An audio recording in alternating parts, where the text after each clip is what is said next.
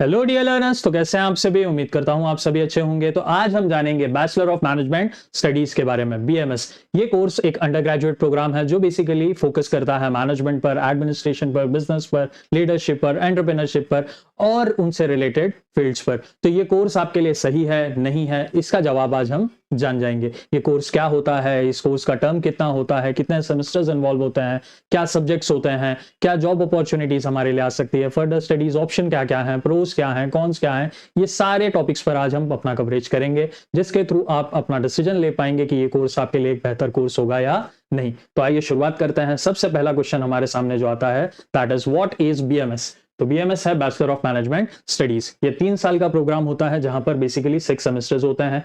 इस प्रोग्राम का जो मेजर फोकस होता है वो business management, leadership, entrepreneurship, strategic planning and corporate skills पर होता है। तो ये कुछ बेसिक फील्ड्स हैं जहां पर बहुत ही ज्यादा एक्सपर्टाइज तरीके से आपको बेसिक से लेकर एडवांस लेवल तक ये सारी चीजें बताई जाती है, समझाई जाती है और इसका पूरा का पूरा वर्किंग सिखाया जाता है।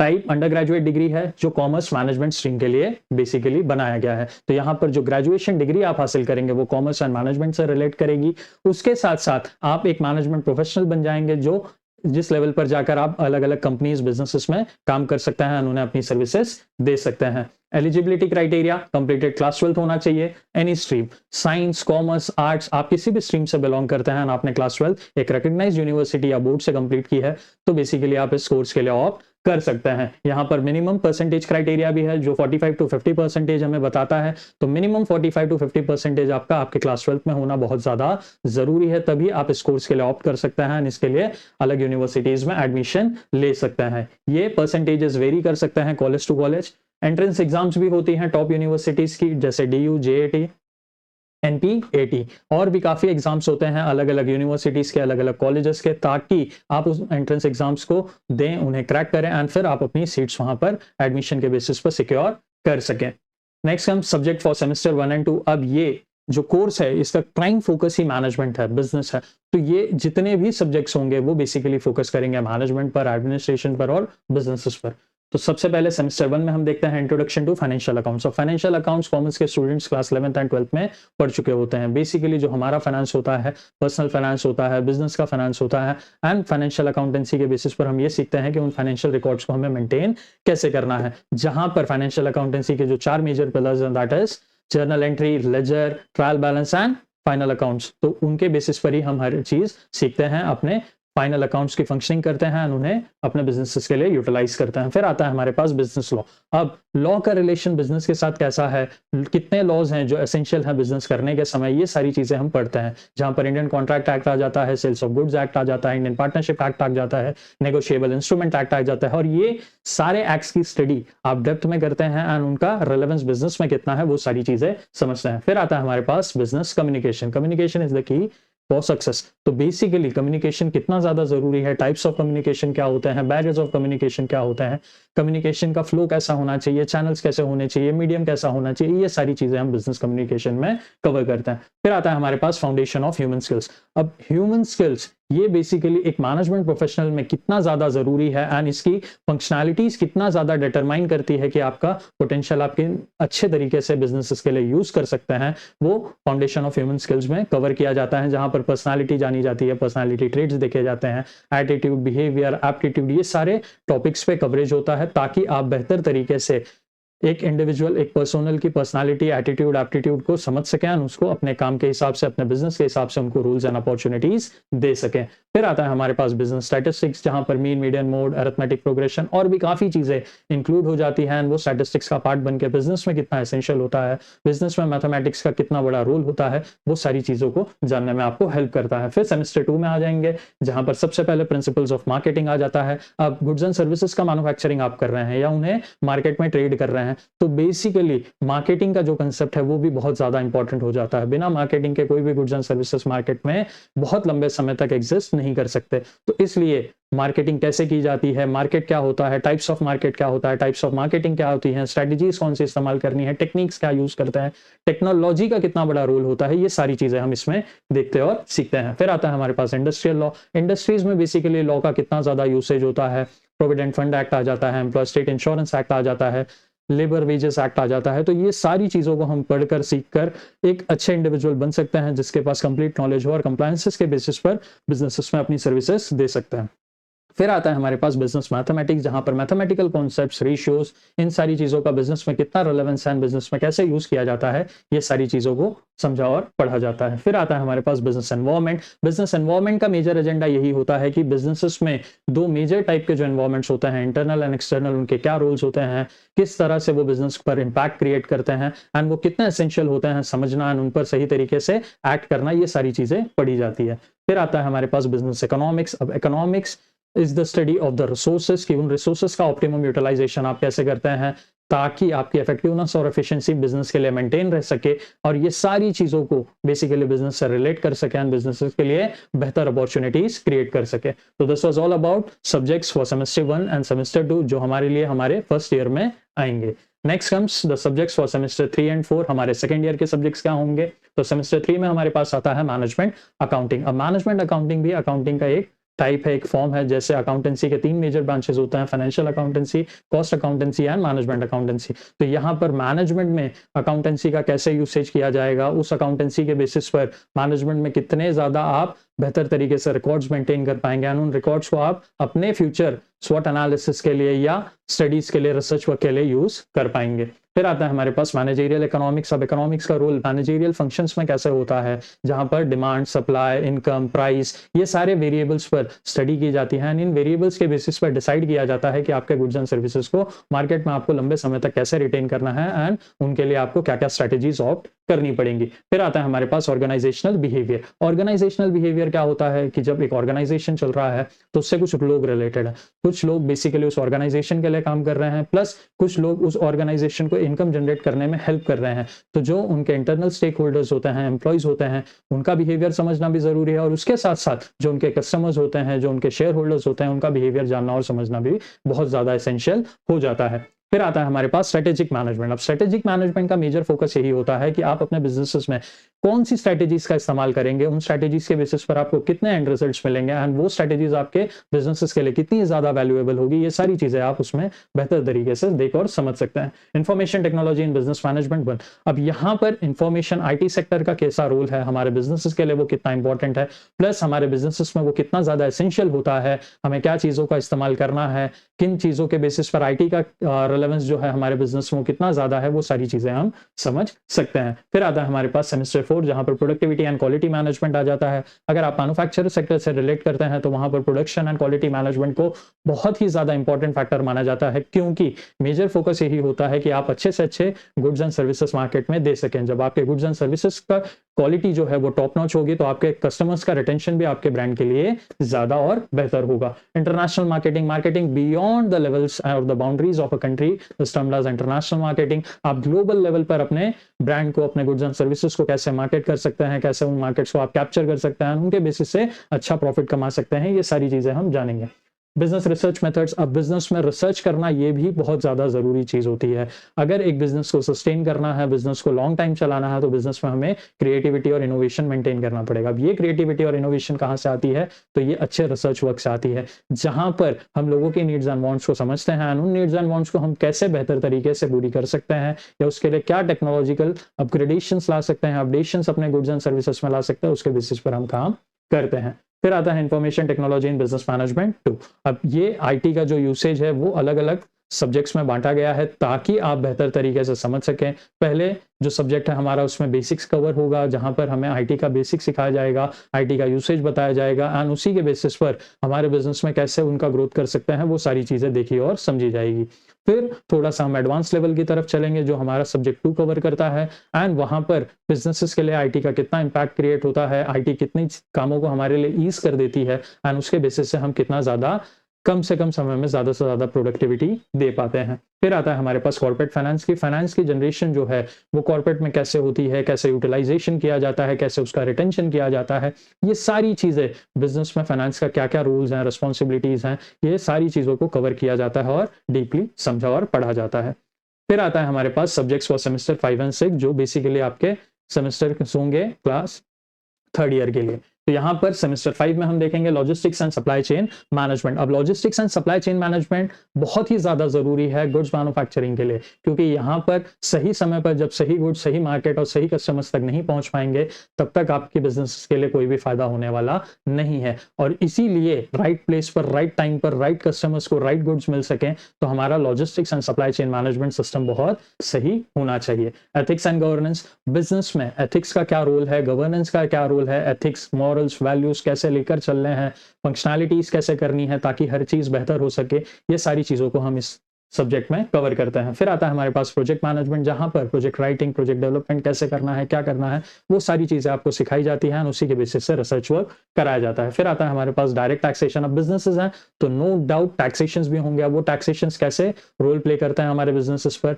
उन टैक्सेशन का कितना रिलेवेंस होता है, कहाँ पर टैक्सेशन की जरूरत है और कैसे टैक्सेशन के थ्रू हमारे बिजनेस पर इंपैक्ट क्रिएट होता है, ये सारी चीजें हम जानते हैं। इलेक्टिव्स आ जाता है जहां पर आपको फाइनेंस, मार्केटिंग, एचआर स्पेशलाइजेशन। अब यहां पर आपके पास चॉइस होती है कि आपको एचआर में स्पेशलाइजेशन करना है, फाइनेंस में करना है, मार्केटिंग में करना है, ऑपरेशंस में करना है, रिटेल मैनेजमेंट में करना है। जो भी नंबर ऑफ ऑप्शंस उन कॉलेजेस या उन यूनिवर्सिटीज के पास अवेलेबल होंगी वो आपको दी जाएगी एंड वहां से आपको आपका स्पेशलाइजेशन चुनना होगा। तो ये स्पेशलाइजेशन की जो चॉइसेस होती है वो बेसिकली आपके थर्ड ईयर में होती है और यही स्पेशलाइजेशन के बेसिस पर आपके सेमेस्टर 5 एंड 6 के कुछ सब्जेक्ट्स डिसाइड होते हैं। सेमेस्टर 6 में आ जाएंगे जहां पर रिटेल एंड रूरल मार्केटिंग आ जाता है। अब रिटेल मार्केटिंग क्या होता है, जहां पर बेसिकली एक एंड कस्टमर अपने नीड्स एंड वांट्स को पूरे करने के लिए एक रिटेलर के पास जाता है, उनसे गुड्स एंड सर्विसेज खरीदता या कंज्यूम करता है। तो बेसिकली वो क्या होता है, कैसे होता है, वो सारी चीजें देखेंगे। प्लस इंडिया में रूरल एरियाज बहुत ज्यादा हैं, तो रूरल एरियाज में मार्केटिंग कैसे की जाती है,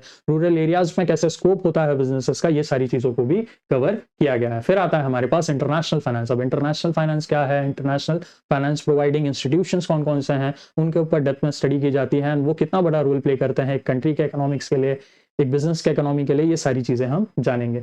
एचआरएम स्ट्रेटेजीज आ जाता है जहां पर ह्यूमन रिसोर्स मैनेजमेंट को प्रॉपर तरीके से मैनेज करने के लिए क्या स्ट्रेटेजीज का यूसेज किया जाता है, किन स्ट्रेटेजीज को कहां पर यूज करना है। डिपार्टमेंट्स के लिए वो वेरी करते हैं, रोल ऑफ रिस्पॉन्सिबिलिटीज के लिए वेरी करते हैं एंड अलग अलग कामों के लिए अलग अलग स्ट्रेटेजीज का यूसेज किया जाता है। इन्वेस्टमेंट एनालिसिस आ जाती है जहां पर बिजनेसेस अलग अलग इन्वेस्टमेंट करती है, अपने पोर्टफोलियोज को बिल्डअप करती है एंड उन इन्वेस्टमेंट्स के बेसिस पर वो अपने लिए रेगुलर रिटर्न्स जनरेट करता है। फिर आता है हमारे पास project work and internship opportunities भी आपको प्रोवाइड की जाती हैं ताकि आप एक्चुअल में प्रैक्टिकल वर्किंग दे सकें बिजनेसेस का एंड उसके हिसाब से डिसाइड कर सके कि आपको कैसे काम करना होगा। एंड प्रोजेक्ट वर्क्स भी होते हैं जो आपको कंप्लीट करना होता है, जिसके बेसिस पर आपको आपकी कॉलेजेस या यूनिवर्सिटीज मार्क्स प्रोवाइड करती हैं।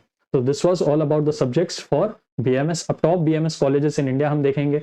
शहीद Sukhdev college of business studies DU Delhi university में, दिल्ली में है बेसिकली। एनएम कॉलेज है मुंबई में, Jai Hind college Mumbai, saint Xavier's college Mumbai, Christ university Bangalore, Symbiosis college Pune, HR college Mumbai, LSR DU Delhi university Delhi में। तो ये बेसिकली हमारी कंट्री के कुछ टॉप कॉलेजेस हैं जो bachelor of management studies provide करती हैं, अपने यहाँ सिखाते हैं, ग्रेजुएशन प्रोग्राम वो रन करते हैं जहां पर जाकर आप एडमिशंस ले सकते हैं। बट जो एलिजिबिलिटी क्राइटेरियाज है वो आपको याद रखनी है। एंट्रेंस टेस्ट के लिए आपको आपके क्लास 12 से ही प्रिपरेशन करना है ताकि आप बेहतर से बेहतर स्कोर करके इनमें से किसी एक एस्टीम्ड इंस्टीट्यूशन में जाकर बैचलर ऑफ मैनेजमेंट स्टडीज पढ़ सकें। फिर आता है हमारे पास career and job opportunities. Entry level roles होते हैं जहां पर सबसे पहले हमारे पास आ जाता है बिजनेस एनालिस्ट, जिनका काम ही होता है कि बिजनेसेस कैसे फंक्शन कर रहे हैं, बिजनेसेस की फंक्शनैलिटीज क्या है, रिसर्च क्या है, ये सारी चीजों पर काम कर सके। मार्केटिंग एग्जीक्यूटिव्स आ जाते हैं जो बेसिकली जो अवेलेबल ब्रांड्स हैं उनके गुड्स एंड सर्विसेज को कैसे मार्केट करते हैं, लोगों तक रीच करना है ताकि वो अपना सेल्स वॉल्यूम इंक्रीज कर सकें। फिर आता है हमारे पास HR एग्जीक्यूटिव्स जो फंक्शन करते हैं बड़े बड़े बिजनेसेस के लिए ताकि उनका जो वर्कफोर्स है, ह्यूमन फोर्स है, उनको मैनेज कर सकें, सही तरीके से उन्हें प्रॉपर सर्विसेज प्रोवाइड कर सकें।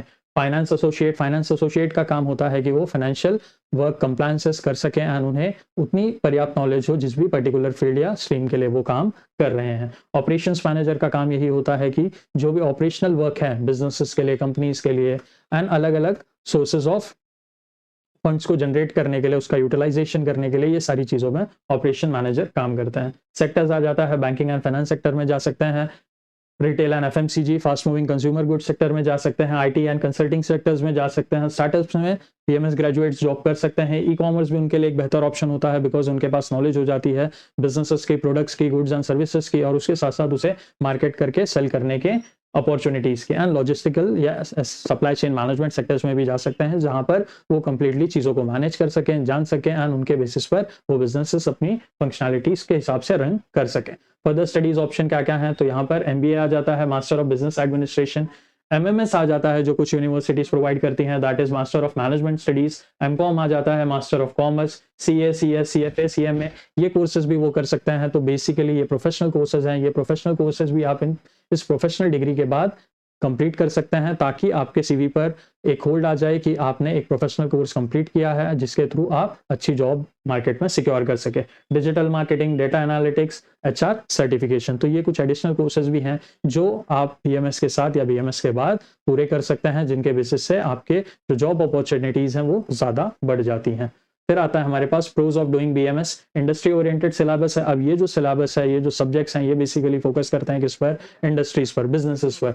Develops leadership and decision making skills, यहाँ पर लीडरशिप का डेवलपमेंट होता है, डिसीजन मेकिंग स्किल्स का डेवलपमेंट होता है कि किस समय कैसे डिसीजन हमें लेने हैं ताकि बिजनेसेस पर कम से कम इंपैक्ट हो, बिजनेसेस ग्रो कर सकें। Practical exposure via projects and internships, तो यहाँ पर प्रैक्टिकल एक्सपोजर्स भी आपको मिलते हैं, जहाँ पर प्रोजेक्ट मिलता है। आपको प्रोजेक्ट के लिए बेसिकली रिसर्च वर्क करना पड़ता है, उसी रिसर्च के हिसाब से आप प्रोजेक्ट्स को रेडी करते हैं। प्लस इंटर्नशिप अपॉर्चुनिटीज भी मिलती है, जहाँ पर actual and practical working of businesses आप देखते हैं, समझते हैं, उसका पार्ट बनते हैं, उसके बेसिस पर काम करते हैं। हाई स्कोप फॉर MBA और स्टार्टअप, अब MBA और स्टार्टअप के लिए भी हाई स्कोप हो जाता है, बिकॉज जो एक फंडामेंटल नॉलेज है बिजनेसेस के लिए, लीडरशिप के लिए, एंटरप्रेन्योरशिप के लिए, ये आपको इस कोर्स के थ्रू मिल जाती है। Opens multiple career paths, HR, finance, marketing etcetera. अब आपके पैशन के हिसाब से, आपके कंफर्ट के हिसाब से, आपके नॉलेज के हिसाब से आप डिसाइड कर सकते हैं कि किस पर्टिकुलर फील्ड में आपको स्पेशलाइजेशन करनी है।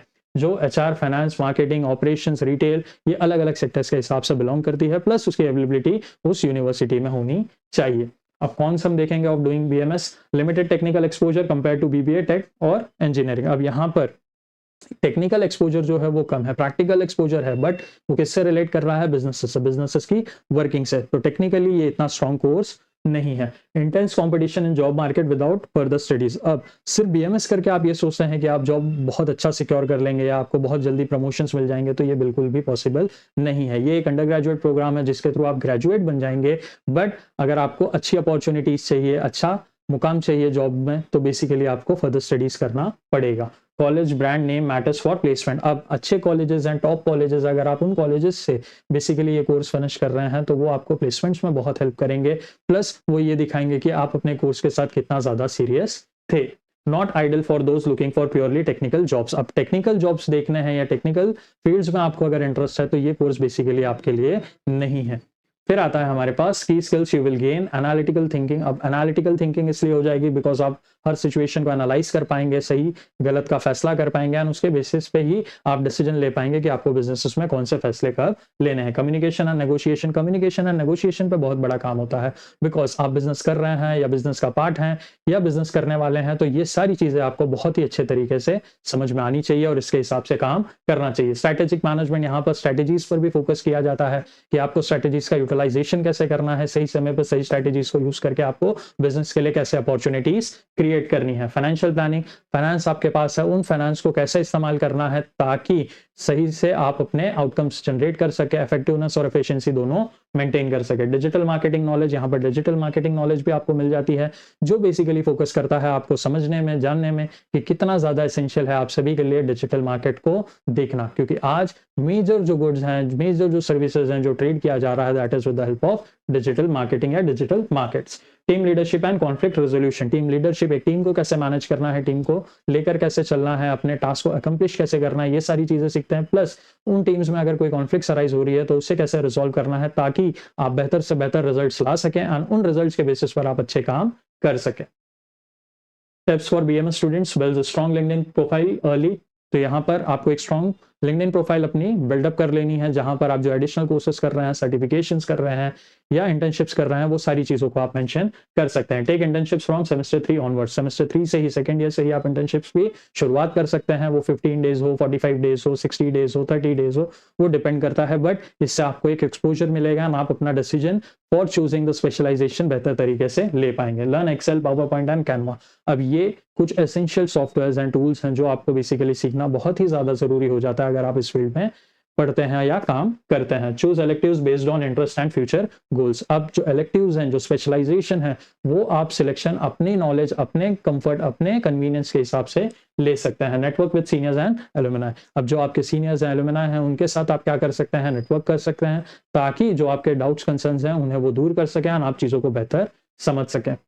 Conclusion, BMS is a versatile degree for those aiming for careers in business, startups और कॉर्पोरेट सेक्टर्स। तो ये एक वर्सेटाइल डिग्री है जो बेसिकली आपके पूरे पर्सनालिटी को एनहांस करती है एंड आपको मार्केट रेडी बनाती है बिजनेसेस के लिए, एंटरप्रेन्योरशिप के लिए एंड कॉर्पोरेट सेक्टर्स के लिए। Success depends on college, networking, internships and higher education. तो सक्सेस सिर्फ पढ़ाई पर डिपेंड नहीं करता। यहाँ पर सक्सेस के लिए आपको सही कॉलेज भी मिलना चाहिए, बेहतर कॉलेज होना चाहिए, अच्छा ब्रांड नेम होना चाहिए उसका, आपकी नेटवर्किंग स्ट्रांग होना चाहिए, आपके अंडरस्टैंडिंग कैपेबिलिटी स्ट्रांग होनी चाहिए, इंटर्नशिप्स आपके पास होनी चाहिए, और उसके साथ साथ हायर एजुकेशन के लिए भी आपका वही पैशन और इंटरेस्ट होना चाहिए।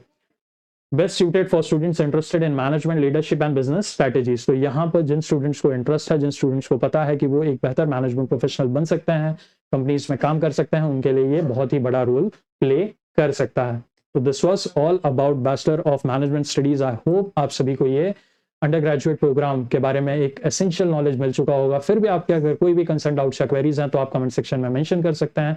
हम जल्द से जल्द उन्हें रिजॉल्व करने की कोशिश करेंगे। ऐसे ही कंटेंट हम आप सभी के लिए लाते रहेंगे और भी काफ़ी कोर्सेज के बारे में आप सभी को बताते रहेंगे। टिल देन अपना ख्याल रखें, अपनी फैमिली का भी ख्याल रखें। Thank you.